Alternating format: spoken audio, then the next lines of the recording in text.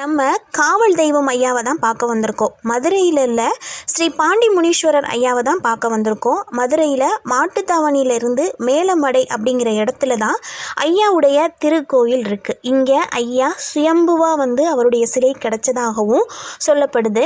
பாண்டிய நாட்டை ஆண்ட மன்னர் தான் அவர் அப்படின்னு ஒரு வரலாறும் சொல்லுது.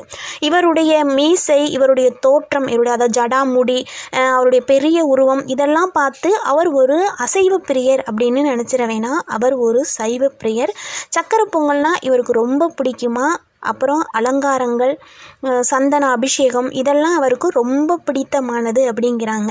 எங்கள் பக்கம்லாம் இந்த பாண்டின்னு தான் நிறைய பேர் வரும். ஐயாவுடைய அருளால் பிறந்த நாடிதான் அவங்க எல்லாருக்கும் அப்படி பேர். உண்மையான நியாயம் நம்மளுக்கு கிடைக்கணும் அப்படின்னா ஐயாவை தேடி வந்தாவே போதும். அதற்கான நீதி நம்மளுக்கு கண்டிப்பாக கிடைக்கும். மனதார ஐயாவை நினைங்க.